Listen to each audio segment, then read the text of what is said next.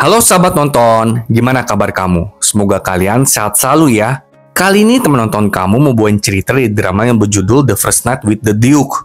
Yuk daripada kelamaan kita mulai aja ceritanya. Drama dimulai dari seorang mahasiswi Universitas K. Dia adalah seorang wanita yang biasa aja, tapi memiliki banyak utang yang harus dibayar. Suatu malam, dia mendapatkan notifikasi kalau komik webtoon langganannya tidak akan diterbitkan lagi. Langsung mengamuklah dia. Dia mulai minum-minum dan meninggalkan banyak komentar negatif untuk si penulis komik webtoon tersebut. Lalu keesokan paginya, mahasiswi ini terbangun karena mendengar seseorang membangunkannya dengan memanggilnya Nona. Dia bangun dengan terkejut karena melihat sekelilingnya dan orang yang tidak dikenalinya. Ya benar, dalam semalam, mahasiswi itu telah menjelajah waktu. Dia sekarang menjadi seorang nona bangsawan bernama Cha Suncek. Pagi itu, pelayan Suncek membawanya untuk sarapan bersama dengan keluarganya. Dalam perjalanan menuju ruang makan, mahasiswi itu tersadar kalau sepertinya dia sudah masuk ke dalam komik webtoon kesukaannya yang kemarin malam dia kata-katain. Di ruang makan, kita diperkenalkan kepada ayah Suncek. Dia adalah menteri utama negara. Suncek juga memiliki ibu yang cantik dan bersahaja.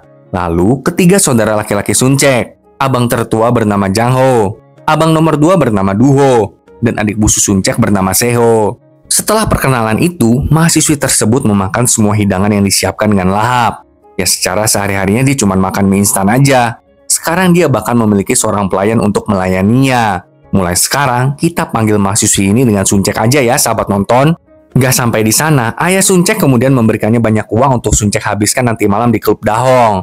Klub Dahong adalah klub para wanita bangsawan yang diadakan setiap tanggal 15. Tentu saja dengan senang hati Suncek menerima uang tersebut dan merelakan dirinya menikmati segala kemewahan menjadi seorang nona bangsawan. Dia bahkan bercita-cita untuk gak kembali lagi ke dunia aslinya. Aduh, kocak dah. Ini namanya dengan sukarela melarikan diri akibat kenyataan hidup yang pahit. Siang itu, ketika Suncek sedang berbelanja, dia bertemu dengan Hwason. Hwason adalah karakter jahat di komik tersebut. Hwason menginginkan gaun yang sedang dipilih oleh Suncek. Tapi karena Suncek tahu kalau si Hwason itu adalah karakter jahat, jadi dia memilih damai. Suncek malas untuk berurusan sama si Hwason dan memilih untuk mengalah. Jadi Suncek malahan memberikan gaun yang telah dipilihnya untuk Hwason. Hal ini tentu saja membuat pelayan Suncek jadi bingung.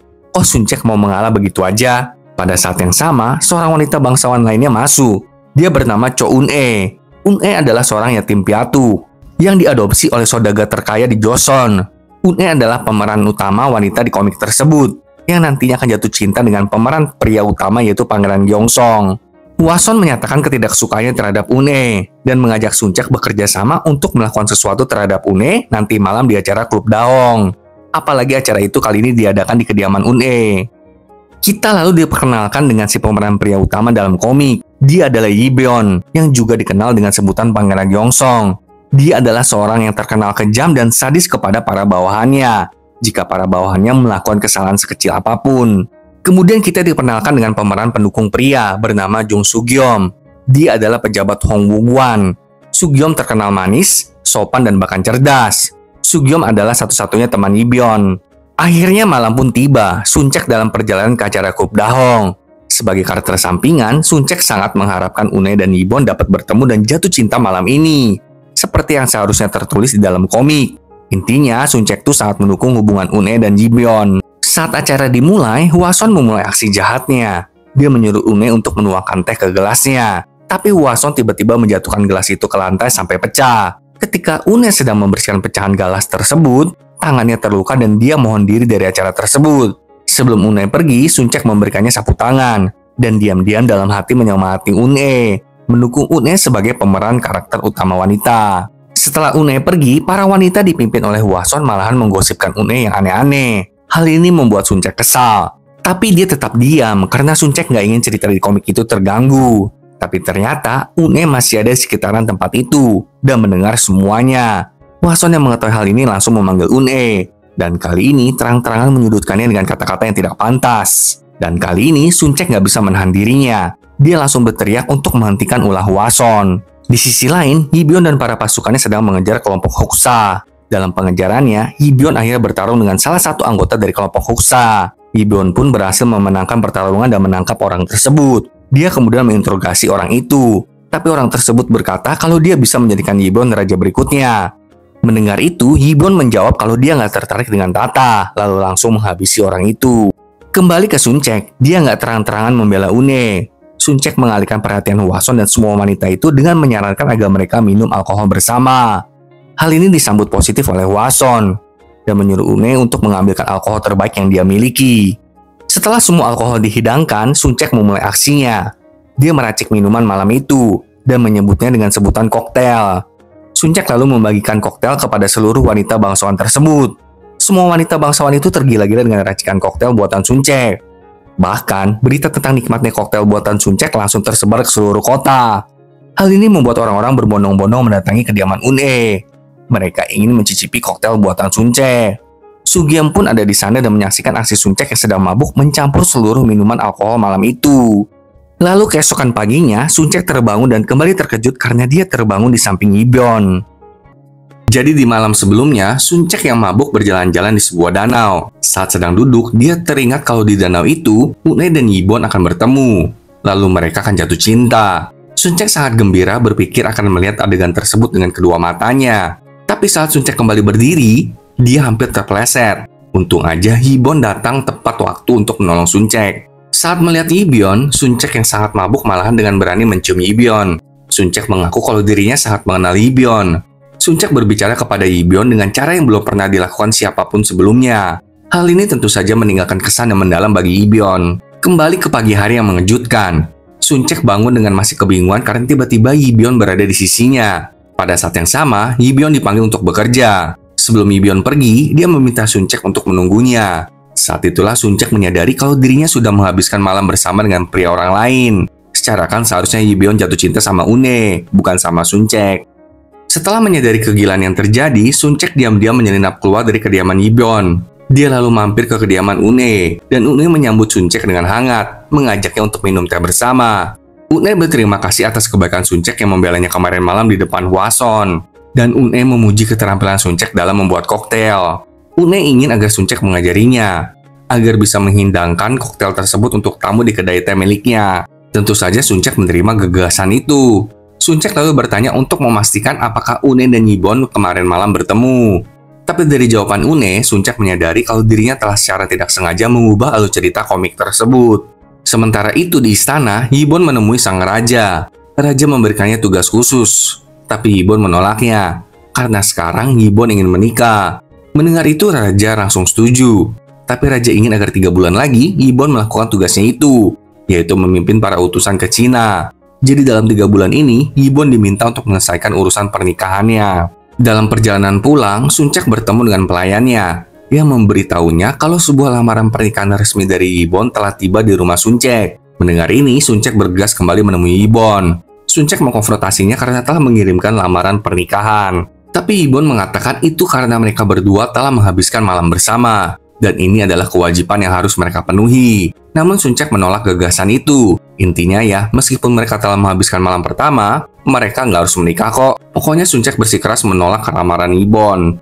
Hibon yang mendengar penolakan dari Suncek langsung memperingatkan Suncek tentang konsekuensinya. Hibon mengatakan kalau Suncek menolaknya, maka Suncek akan dianggap sebagai pengkhianat. Hal ini akan berdampak untuk seluruh keluarga Suncek. Mereka akan kehilangan gelar bangsawan dan kedudukan di pemerintahan. Bahkan keluarga Suncek akan dihukum selama 3 generasi keturunannya. Karena diancam begitu, Suncek pun mulai menyusun strategi. Suncek mengatakan kalau dirinya sendiri yang akan memberitahu keluarganya tentang pernikahannya. Hibon menyetujuinya dan memberi Suncek waktu 3 hari. Kalau dalam 3 hari Hibon belum mendengar kabar dari keluarga Suncek, Hibon akan mengirimkan lamaran pernikahan lagi kepada keluarganya Suncek. Di rumah, Suncek meminta pelayannya untuk mengemas pakaian mereka. Karena Suncek berencana untuk kabur aja dari Hibon. Tapi pelayan Suncek mengingatkan Suncek bahwa sangat mudah bagi Hibon untuk mencari mereka. Pada saat yang sama, Hwason mendatangi Suncek dan mengajaknya berbicara. Hwason menanyai Suncek tentang gosip yang sedang beredar, di mana Suncek telah bermalam bersama dengan Hibon. Tentu saja Suncek tidak bisa menjawab pertanyaan Hwason itu. Hal ini membuat Hwason menyadari kalau gosip itu benar. Hwason sangat marah mengetahui hal ini. Dia hendak menyiram air ke arah Suncek, tapi Suncek menangkisnya dengan kipas, sehingga air itu malahan mantul dan mengenai Hwason. Makin kesal jadinya si Hwason. Dia berjanji akan membalas Suncek. Pertama, karena Suncek telah merebut pujaan hatinya. Dan kedua, karena Suncek menangkisnya dengan kipas. Kembali ke rencana Suncek. Karena dia cuma punya waktu 3 hari, Suncek harus berpikir bagaimana dia bisa menghindari pernikahan. Rencana A adalah kabur, tapi tentu saja itu tidak akan berhasil. Secara semua pengawal Yibon berjaga-jaga dengan ketat untuk mencegah Suncek meninggalkan ibu kota dengan alasan apapun. Akhirnya Suncek menjalankan rencana B, yaitu dengan memprovokasi Yibon. Suncek sengaja berdandan kotor, dekil dan bau. Dia bahkan menggali kentang untuk langsung dimakan. Hal ini Suncek lakukan agar Yibon ilfil sama dia, lalu membatalkan pernikahan mereka. Tapi Yibon tidak tergoyahkan, dia malah memuji Suncek karena Suncek bisa menjadi contoh putri bangsawan yang baik. Karena gagal lagi, Suncek pun melakukan rencana C, yaitu menjadi seorang putri bangsawan yang sombong dan hidup mewah. Suncek berulah di depan semua orang, mengatakan kata-kata yang kasar dan tidak sopan. Suncek bahkan bekerja sama dengan pelayannya, dan memperlakukan pelayannya dengan semena-mena di hadapan semua orang. Pada saat itulah Yibon ada di sana dan menyaksikan semua perbuatan Suncek. Namun sekali lagi, Yibon memaklumi Suncek, mengatakan kalau Suncek harus berpenampilan seperti itu jika ingin setara dengannya. Tentu saja Suncek merasa kesal karena si Yibon ini susah banget ditembus. Tapi Suncek gak kenal lelah, dia terus melanjutkan rencana D. Jadi malam itu Suncek mendatangi Yibon. Dia memberikan hasil ramalan tentang kecocokan mereka. Intinya kalau mereka berdua menikah, Yibon ditakdirkan akan mati muda. Namun Yibon mengatakan kalau dia nggak masalah mati muda. Yang penting dia sudah menjalani hidupnya dengan benar. Suncek berkata, tapi aku akan jadi janda. Yibon menegaskan, kalaupun Suncek akan menjadi janda, Suncek tetap akan hidup dengan tenang. Karena seluruh harta Yibon akan diberikan untuk Suncek. Dengan syarat, Suncek tidak boleh menikah lagi. Karena gagal lagi, keesokan harinya Suncek ke kuil untuk menyerahkan dirinya menjadi biksu. Tapi Yibon tiba-tiba nongol di situ. Dia langsung mengatakan kalau Suncek nggak bisa jadi biksu. Karena dia suka minum, Suncek dan keluarganya bahkan makan daging setiap hari. Gak sampai di sana, Yibon juga mengatakan kalau Suncek sudah melakukan malam pertamanya. Hal ini tentu saja membuat Suncek menjadi sangat frustasi. Rencana apapun yang diperbuatnya selalu berujung kepada kegagalan. Malam itu dengan penuh putus asa, Suncek akhirnya memutuskan untuk kabur dari ibu kota dengan menggunakan jalur hutan. Tapi di sana Suncek bertemu dengan dua pria pencuri. Saat keadaan mulai memburuk, Sugyeom dengan dramatis muncul di sana dan menolong Suncek dari kedua pencuri itu. Suncek langsung tertarik dengan Sugyeom. Apalagi Suncek memang selalu menyukai karakter pendukung. Ya, macam second lead syndrome lah ya. Setelah peristiwa itu, mereka berdua pun berjalan bersama. Di sana Sugyeom mengatakan kalau kemarin itu dia pernah melihat Suncek mencampur minuman di kedai teh une dan terpesona akan aksi Suncek tersebut. Sugyeom lalu mengundang Suncek ke klub Sonmun. Klub Sonmun adalah klub minum, tapi disamarkan sebagai klub astrologi yang Sugyeom dirikan. Namun tiba-tiba Yibon muncul di sana dan melarang Suncek untuk bergabung dengan Sugyeom ke klub Sonmun. Pada saat yang sama, ketiga saudara Suncek muncul juga di sana. Mereka bertiga habis minum-minum di daerah itu. Jungho si kakak tertua menyapa Yibon. Yibon menghargai mereka dan menyebut mereka calon saudara iparnya. Ucapan Yibon ini tentu membuat semua orang di sana terkejut. Karena melihat semua orang terkejut, Yibon menyadari kalau Suncek sepertinya belum memberitahu keluarganya.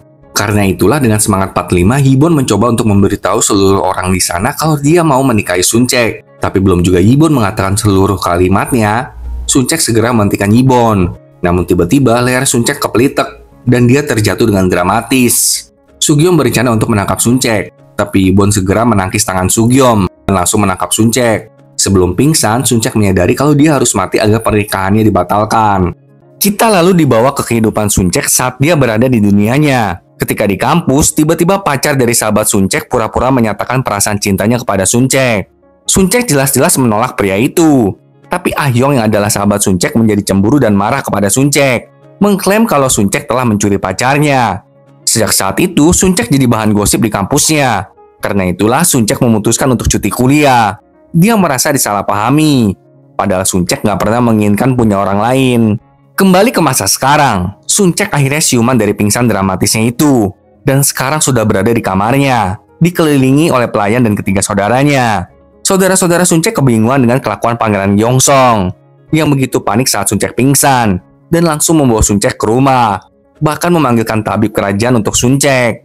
Tapi Suncek dan pelayannya tetap tutup mulut dan tidak memberitahu apapun kepada ketiga saudara Suncek. Sementara itu, tabib istana memberitahu Yibon kalau mereka harus menemukan sebuah tanaman obat agar dapat mengobati Suncek secara sempurna. Maka karena itu, si tabib dan Yibon pergi ke sebuah apotek. Tapi yang menyambut mereka adalah seorang remaja pria, dan mengatakan kalau hanya dia yang bisa menjual tanaman obat itu. Tentu dengan satu syarat, di mana Yibon harus mengambil sesuatu di sebuah kuil di puncak gunung. Karena cintanya pada Suncek, Yibon pun mendaki gunung tinggi itu, dan sampailah dia di sebuah kuil. Namun pada saat yang sama, seekor harimau menyerangnya, sampai Yibon terlempar dan hampir terjatuh ke jurang.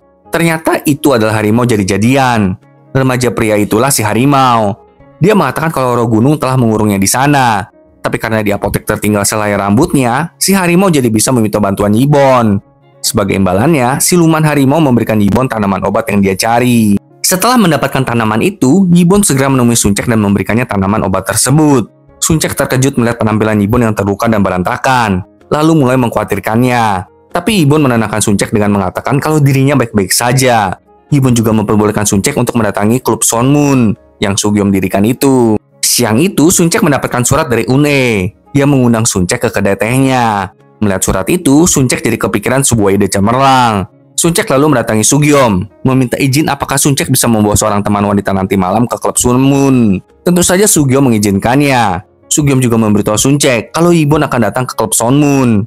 Mendengar hal itu, tentu membuat Suncek merasa lega. Sepertinya Suncek berniat untuk menjodohkan Une dan Yibon nanti malam di klub Sonmun. Akhirnya malam pun tiba. Suncek dan Une pun tiba di gerbang klub Sonmun. Suncek lalu memperkenalkan Une kepada Sugyeom. Setelah itu, Sugyeom mengajak Suncek dan Une masuk ke klub Sonmun, lalu memperkenalkan mereka kepada seluruh anggota klub Sonmun.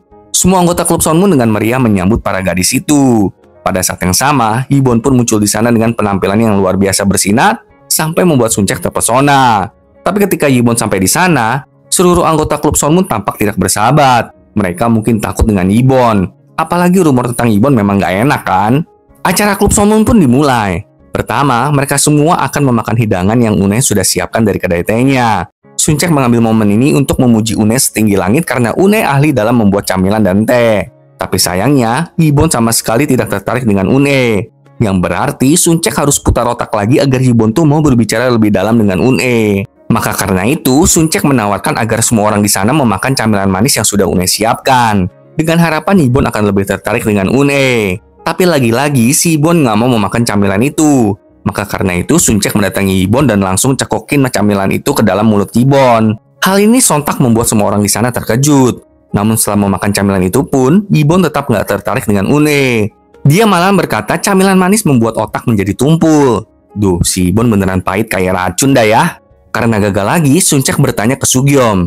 Bukankah Sugyeom sudah menyiapkan sebuah acara penyambutan? Sugyeom lalu mengumumkan kalau dia sudah menyembunyikan puisi di suatu tempat. Siapa yang menemukan pertama kali dan menyelesaikan puisinya akan diberi penghargaan. Salah satu puisi itu ada cincin emasnya. Dan siapa yang menemukannya boleh mendapatkan cincin emas tersebut. Mendengar itu, semua orang bergegas untuk mencari puisi tersebut. Tapi tidak dengan Yibon. Dia mengatakan kalau dirinya nggak butuh harta. Karena dia sudah menemukan harta yang sesungguhnya. Maksudnya adalah Suncek. Buset dah, cinta Yibon cinta sejati apa ya? Tapi Sugyeom mengatakan, kalau nggak ikutan mencari, Yibon harus dikeluarkan dari klub Sonmun. Sementara itu, Suncek bersama Une dalam perjalanan untuk mencari puisi tersebut. Suncek mengatakan kalau sepertinya puisi itu ada di taman di ujung kolam. Une pun mengajak Suncek untuk bersama-sama pergi ke sana. Tapi Suncek pura-pura sakit perut dan mohon diri ke toilet, meminta Une untuk pergi duluan aja. Ketika Une tiba di taman ujung kolam, tiba-tiba Yibon juga ada di sana. Wah, udah sesuai rencana nih. Kelopak bunga juga udah mulai bertebaran, menciptakan suasana yang romantis.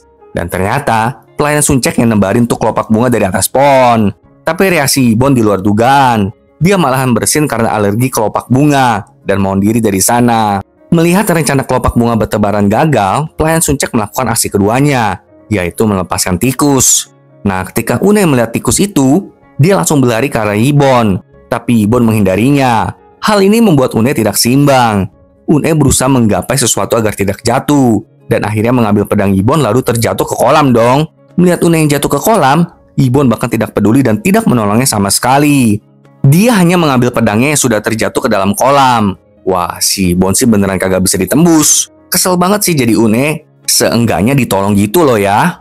Akhirnya semua orang kembali ke acara klub Sonmun. Lalu tiba-tiba Yibon berniat untuk membubarkan acara malam itu. Tapi Suncek yang tahu kalau rencananya gagal menghalangi pembubaran itu. Mengatakan kalau dirinya akan membuatkan koktail untuk mereka semua. Tentu saja hal ini sangat disambut baik oleh semua orang di sana. Awalnya mereka semua minum-minum dan bersenang-senang bersama. Namun tiba-tiba selagi Suncek mencampur semua minuman alkohol itu, minuman itu berubah jadi api dong, yang mulai membakar tempat perkumpulan tersebut. Semua orang langsung berlarian keluar. Sugyo menyelamatkan Une, sementara Yibon menyelamatkan Suncek.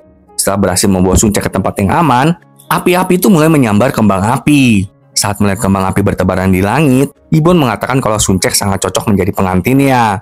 Suncek mendengar itu mengklaim Yibon sudah gila. Yibon membenarkan kalau dirinya memang udah gila.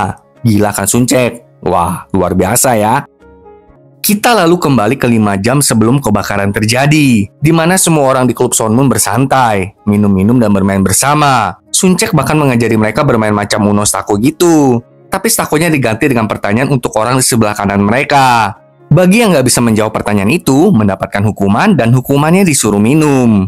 Permainan pun dimulai. Kali ini giliran Yibon yang mengambil stakonya. Pertanyaan sebenarnya adalah apa warna celana dalammu? Pertanyaan itu ditunjukkan kepada orang yang berada di sebelah kanan Yibon. Dan orang itu adalah Suncek. Karena pertanyaannya memalukan, maka Yibon sengaja mengganti pertanyaan dengan menanyakan, kapan terakhir kali kamu berciuman? Dengan percaya diri dan bangga, Suncek menjawab, oh, aku mah nggak pernah berciuman dari sejak lahir. Mendengar jawaban Suncek, Yibon langsung menggodanya. Hal ini membuat Suncek salah tingkah dan langsung menutup mulut Yibon. Melihat tingkah Suncek, semua orang di sana pun kebingungan. Karena melihat semua orang kebingungan, Yibon mengatakan dengan semangat 45 kalau dia berniat menikahi Suncek. Mendengar itu, orang-orang di sana tambah kebingungan lagi. Pada saat yang sama, Une tiba-tiba merasa nggak enak badan dan muncul ruam merah di tubuhnya.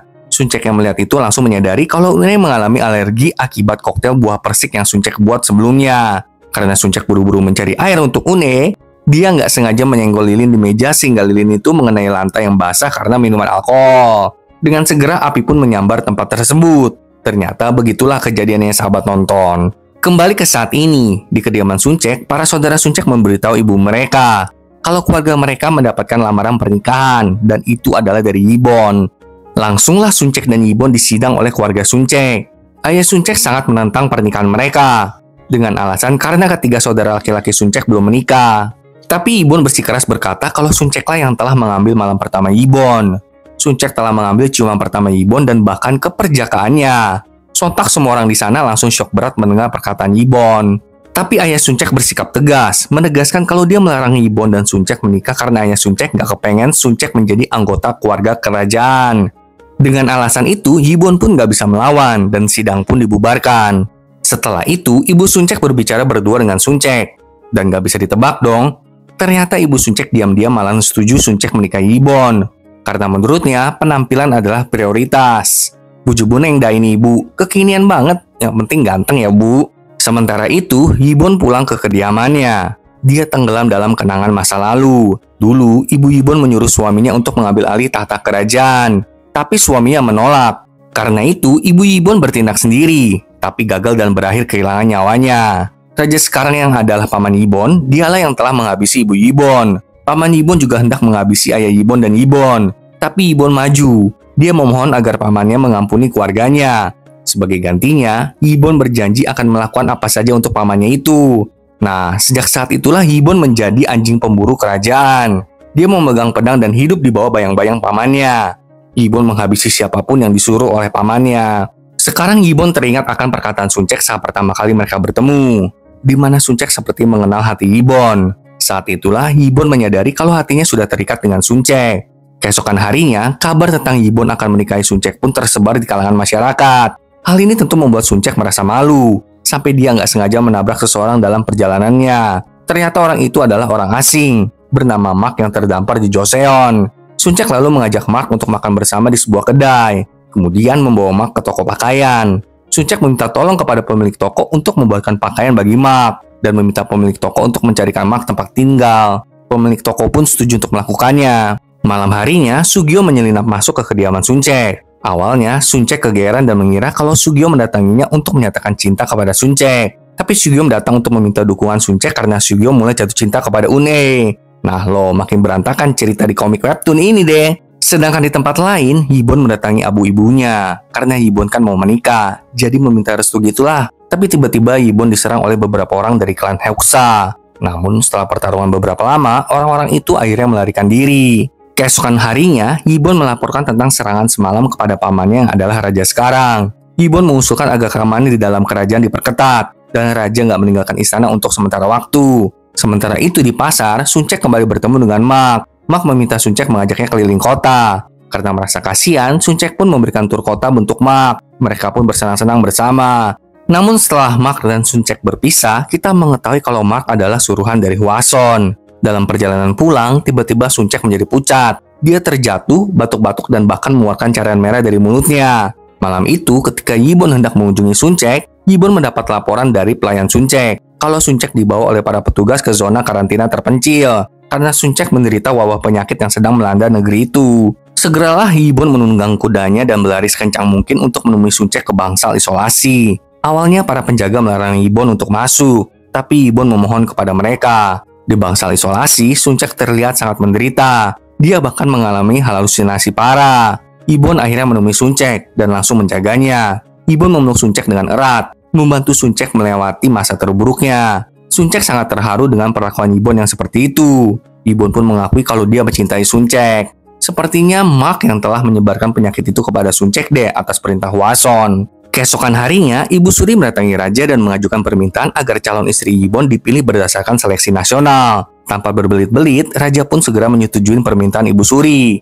dan meminta Ibu Suri yang mengatur semuanya. Sedangkan di ruang isolasi, Yibon terus menjaga Suncek. Yibon membuat obat untuk Suncek, merawatnya dengan sepenuh hati dan menjaganya. Suatu ketika, Suncek akhirnya mulai siuman. Dia terbangun dan melihat Yibon yang berjaga sepanjang hari merawatnya. Bener-bener calon suami ideal lah pokoknya ini mah. Lama-lama Suncek bisa meleleh sih ini. Sementara itu, selebaran dari Kementerian Silsilah Kerajaan mulai dipajang di seluruh ibu kota, mengumumkan pencarian calon istri untuk Yibon. Dan coba tebak apa yang terjadi. Semua wanita di negeri itu berbondong-bondong mendaftar, termasuk Hwason dan Une. Ya benar, Une juga ikutan mendaftar. Si siluman harimau yang sedang merasuki seorang wanita melihat kejadian ini dari jauh dan sengaja menerbangkan satu selebaran pengumuman itu ke ruang isolasi di mana Suncek berada.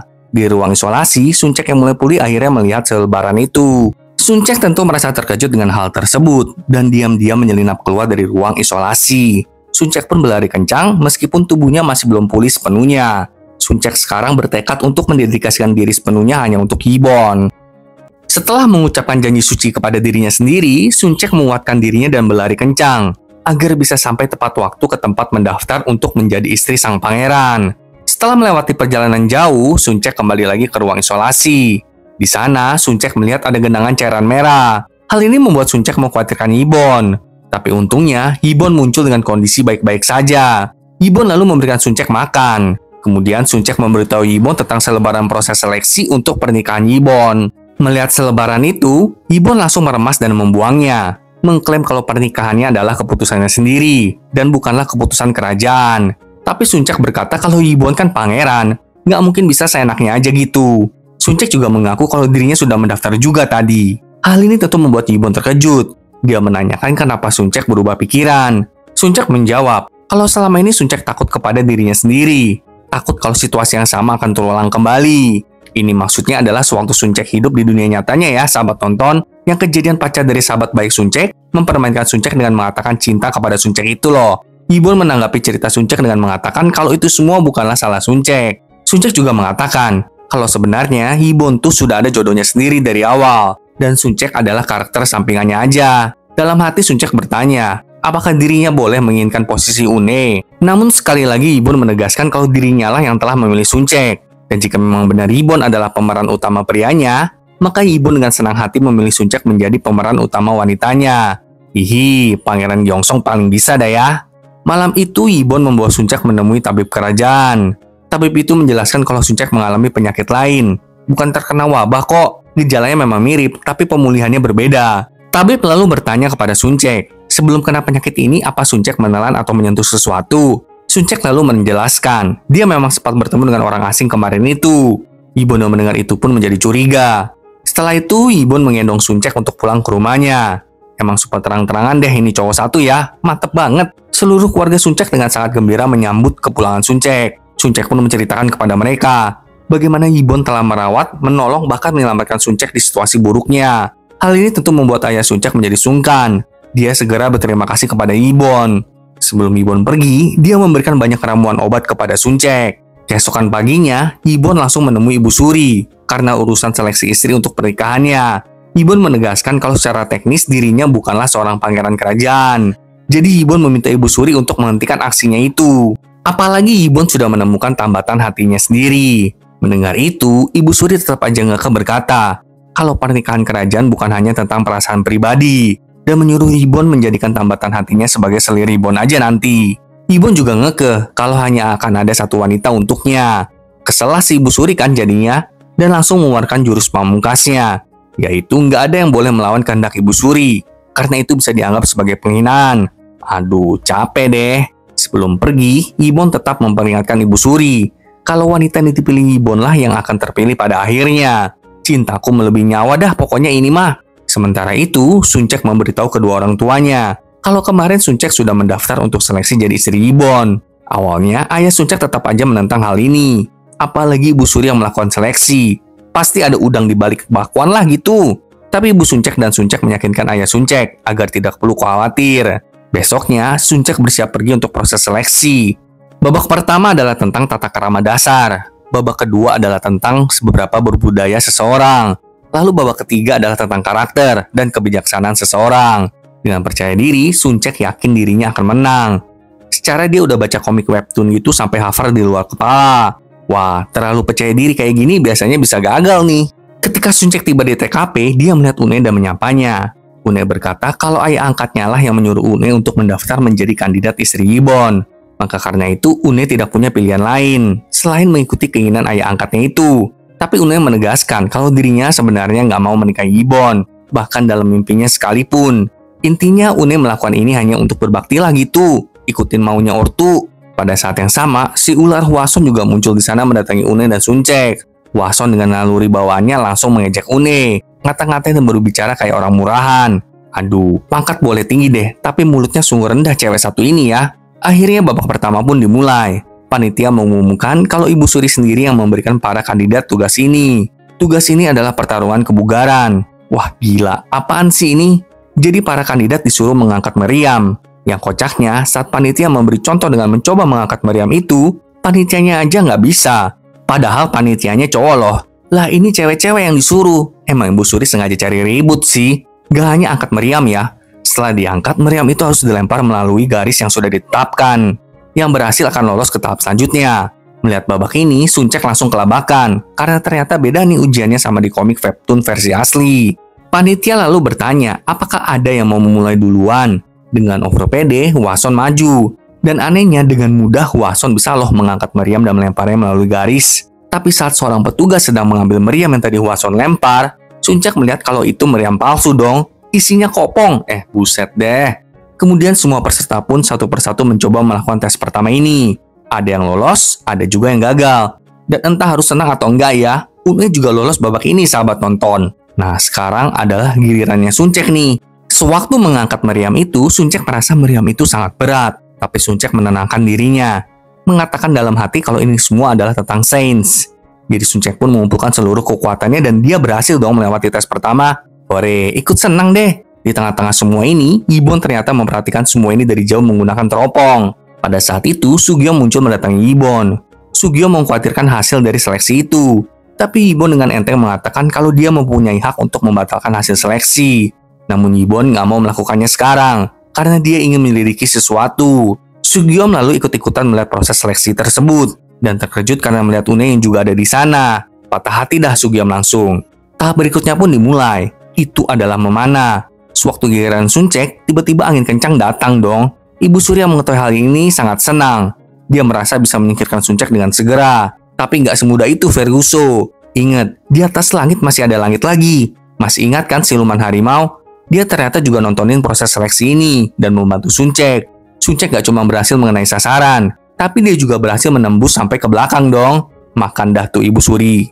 Sedangkan Yibon, dia mendatangi penginapan tempat orang asing yang waktu itu Suncek temui menginap. Di sana, Yibon menemukan sebuah botol dengan bau menyengat. Kembali ke seleksi, kali ini para peserta harus membawa 2 nampan penuh dengan makanan lalu berjalan jauh, lewatin tangga dan sebagainya. Intinya makanan di atas nampan gak boleh tumpah apalagi terjatuh. Setelah berjalan beberapa lama, Hwason dengan sengaja menyenggol Suncek. Tapi dengan sigap, Suncek berhasil untuk tidak menjatuhkan nampannya. Udah kayak orang di restoran Padang aja dah ini ya. Lalu pada akhirnya, Suncek dan Hwason berhasil duluan sampai ke garis finish secara bersamaan. Dengan begitu, babak pertama di hari ini pun selesai. Malam itu, Suncek dan Une kembali mengobrol. Di sana, Une mengatakan kalau sebenarnya dirinya nggak akan bisa mengikuti seleksi ini. Karena Une kan yatim piatu, dan hanya bangsawan aja yang boleh ikut kan? Tapi karena status ayah angkatnya, Une jadi bisa ikutan. Une lalu berkata, kalau tidak ada hal di dunia ini yang sudah ditentukan, yang kita miliki adalah momen saat ini. Suncek yang mendengar kata-kata Une pun merasa setuju.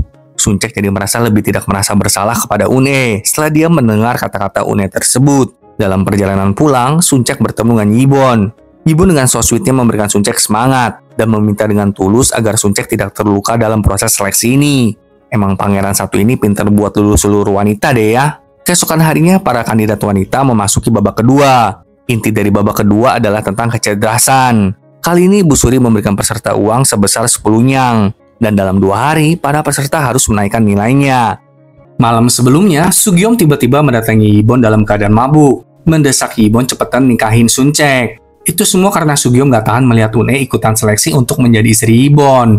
Sugyeom pun akhirnya mengaku kepada Yibon kalau Sugyeom mencintai Une. Tak lama kemudian, pengawal Yibon memberitahu Yibon kalau si Mak sudah ketangkap. Yibon segera menginterogasi Mak, menanyakan tentang botol yang tadi siang Yibon temukan di kamar Mak menginap, dan apakah Mak terlibat dengan keluarga Hwason. Lalu mengapa Mak menyakiti Suncek, tapi Mak tidak menjawab apapun. Karena itulah Yibon memberikan Mak pelajaran dengan pedangnya. Kembali ke hari kedua seleksi, setelah mendapatkan 10 nyang, Suncek pulang dengan lemas. Dia kebingungan bagaimana cara menaikkan 10 nyang tersebut. Sedangkan Hwason, dia malah menyuruh para budaknya yang bekerja untuk menyelesaikan tugas seleksi kedua. Tapi para budak itu tidak berhasil memuaskan Hwason. Dan hal ini membuat Hwason marah kepada mereka. Setelah itu, Yibon yang mencurigai Hwason berkunjung ke rumah Hwason. Saat Hwason sedang pergi menyiapkan minuman, Yibon diam-diam menyelinap ke kamar Hwason. Di sana, Yibon melihat ada botol yang mirip dengan milik Mak. Makin curigalah Yibon kan jadinya. Sementara itu, Suncek pergi ke sawah. Dia diberitahu kalau sekarang lagi musim pancaklik. Saat melihat sawah itu, Suncek kepikiran sesuatu. Jadi dia bernegosiasi dengan pemilik sawah. Suncek ingin meminjam sawah itu selama 2 hari. Dan sebagai imbalannya, Suncek memberikan 10 nyang kepada si pemilik sawah. Saat sedang berkeliling di sekitaran sawah itu, Suncek bertemu dengan Sugyeom. Sugyeom menyatakan kalau dirinya patah hati karena Une. Tapi Suncek menceritakan kalau Une itu terpaksa aja kok ikut seleksi ini demi ayah angkatnya. Mendengar itu, Sugyeom pun kembali bersemangat. Kemudian Suncek berjalan-jalan di pasar. Ketika itu, siluman harimau menyamar menjadi penjual gelang ajaib. Dia meminta Suncek untuk membeli gelangnya. Siluman harimau mengklaim gelang ajaib itu bisa meluluskan Suncek dari seleksi. Ada juga gelang untuk panjang umur. Dan tentu saja ada juga gelang keberuntungan untuk cinta. Tapi dari semua pilihan itu, Suncek memilih untuk membeli sepasang gelang cinta. Malam itu, Yibon mulai melihat diagram yang sedang dia selidiki tentang si Mak. Dan bagaimana tadi siang, Hwason mengatakan kepada Yibon kalau Suncek pernah terlihat berhubungan secara fisik dengan orang asing. Bahkan Suncek berniat untuk membantu orang asing itu pergi dari negara ini. Tapi tentu saja, Yibon tidak mempercayai kata-kata Hwason tersebut. Keesokan harinya, semua peserta seleksi harus memberikan jawaban mereka atas apa yang telah mereka lakukan dengan 10 nyang itu. Ada yang beli bibit padi, ada yang menyumbang ke kuil, bahkan ada yang ke rumah judi dong. Saat giliran Hwason, dia mengatakan telah melelehkan 10 nyang tersebut, lalu menjadikannya sebuah cincin, sehingga nantinya bisa diteruskan ke generasi berikutnya. Hal ini untuk mengenang pemberian Ibu Suri selamanya. Ibu Suri yang mendengarnya pun langsung memuji Hwason. Kemudian Une memberikan jawabannya. Dia telah menggunakan 10 nyang itu untuk membeli makanan dan sikat, agar bisa Une berikan kepada anak yatim. Une melakukannya untuk generasi masa depan, agar negara terjamin kesejahteraannya. Tapi Ibu Suri langsung memberikan sanggahan. Apakah Une bisa menjamin anak-anak itu menjadi seperti yang Une inginkan di masa depan? Aduh, bener pula si Ibu Suri ini ya. Selanjutnya adalah giliran Suncek. Dia berkata kalau dia telah menyewa sawah yang tidak terpakai dan menaruh ikan lele serta belut di sana. Dengan begitu, Suncek telah mengubah 10 nyang jadi berkali-kali lipat karena menjual lele dan lodge. Apalagi sekarang lagi musim pancaklik, para petani nggak bisa menjual hasil bumi. Jadi Suncek membantu para petani menemukan solusi di tengah musim pancaklik ini. Hasil dari babak kedua ini adalah Hwason, Une dan Suncek berhasil lolos dan masuk ke babak ketiga. Suncek bahkan mendapatkan nilai tertinggi di babak kedua ini. Hore, selamat ya Suncek. Malam itu, Sugyeom dengan semangat menemui Une di kedai tehnya. Tapi Une dengan tegas meminta agar Sugyeom tidak menemuinya lagi untuk sementara waktu. Karena sekarang ini, Une sedang mengikuti seleksi. Kalau Une ketahuan berdua dengan pria lain, maka Une bisa dikeluarkan dari proses seleksi ini. Une juga berkata kalau dia memahami perasaan Sugyeom, lalu meminta Sugyeom untuk menunggunya. Cuman nih ya, sahabat nonton, teman nonton kamu agak curiga loh sama Une. Kok dia seolah-olah kayak berusaha menang dalam proses seleksi ini ya? Jangan-jangan doi jahat juga. Akhirnya babak ketiga pun dimulai. Sebelum itu, Ibu Suri mengajak ketiga peserta untuk minum teh di kediamannya. Di babak ketiga ini, Ibu Suri menanyakan pertanyaan-pertanyaan kepada para peserta, mulai dari bunga kesukaan dan alasannya. Lalu bagaimana seharusnya peran istri saat suaminya mengalami kesulitan. Dewan jurinya nggak hanya Ibu Suri ya, tapi para putri-putri kerajaan juga hadir di sana. Kemudian, gak ada angin gak ada hujan, tiba-tiba Hwason memfitnah Suncek dengan mengatakan kalau Suncek terlibat hubungan fisik dengan Mak. Hwason bahkan memiliki saksinya. Itu adalah pemilik toko kain, yang mengatakan kalau Suncek memang meminta bantuannya untuk membuatkan pakaian untuk Mak. Suncek berusaha untuk menjelaskan situasinya, tapi si pemilik toko kain malahan berbohong, mengatakan kalau Suncek menggandeng tangan Mak, memeluk bahkan mereka berdua berciuman. Wah, memang ular nih si Hwason ya. Mendengar semua ini, Ibu Suri langsung mengeluarkan Suncek dari seleksi kandidat ini. Namun pada saat yang sama, Yibon menerobos masuk ke tempat itu bersama dengan Mak. Yibon lalu menjelaskan kalau dia menemukan sebuah botol dengan lambang tertentu di kamar penginapan Mak. Tentu saja botol yang sama juga ada di kediaman Hwason. Yibon bahkan menuangkan cairan di dalam botol itu kepada sebuah tanaman di ruangan tersebut. Dan tanaman itu langsung mati dong. Semua orang yang melihatnya tentu sangat terkejut. Yibon mengklaim kalau zat dari cairan itu dibawa dari luar negeri. Dan jika termakan oleh manusia, manusia itu bisa menunjukkan gejala yang mirip wabah. Yibon mengklaim kalau Suncek pernah mengalami gejala tersebut. Jadi ternyata kemarin itu ketika Suncek memberikan Mak makanan, Mak memasukkan cairan tersebut ke dalam makanan milik Suncek. Nah, terjawablah sudah ya kenapa kemarin itu Suncek sakit mendadak. Kemudian dengan perlahan, Yibon mendekati Ibu Suri. Dengan berbisik, Yibon mengklaim kalau Mak itu dekat dengan keluarga Hwason. Bahkan Hwason telah menyewa Mak melakukan hal-hal seperti ini. Yibon memberikan Ibu Suri pilihan, menghentikan acara seleksi ini, apa Yibon bongkar semua kebusukan keluarga Hwason. Secara keluarga Hwason ternyata kerabat dekat Ibu Suri. Karena tidak ada pilihan, Ibu Suri pun pura-pura pingsan. Dengan pingsannya Ibu Suri, panitia mengumumkan kalau proses seleksi dihentikan. Setelah proses yang panjang dan mengesalkan ini, Suncek beserta Yibon pun berbicara di tepi kolam. Lalu tanpa aba-aba, Yibon mencium Suncek, mengatakan kalau dirinya tidak akan melepaskan Suncek, bahkan sesaat pun. Keren banget pangeran kita satu ini. Tapi pada saat yang sama, seorang pelayan mendatangi mereka, karena raja memanggil Yibon. Maka dari itu, Suncek menunggu Yibon di tepi kolam sampai malam. Malam itu hujan turun. Suncek pun hendak pergi dari tempat itu. Namun seseorang dari belakang mendorong Suncek, hingga Suncek terjatuh ke kolam. Saat tenggelam, Suncek berpikir, apakah jika dirinya mati sekarang, dia akan kembali ke dunia nyata? Dan bagaimana dengan Yibon? Tapi tak lama kemudian, pangeran ganteng kita muncul untuk menyelamatkan Suncek. Sebelum menarik Suncek, Yibon menciumnya. Suncek pun tersadar dan mencium Yibon kembali. Hayo, siapa yang mendorong Suncek? Jangan-jangan Une nih. Terus jangan sampai semua yang Suncek alami ini adalah mimpi ya. Aduh, jeng-jeng deh. Mari saksikan kelanjutan drama ini ya, sahabat tonton. Sampai jumpa.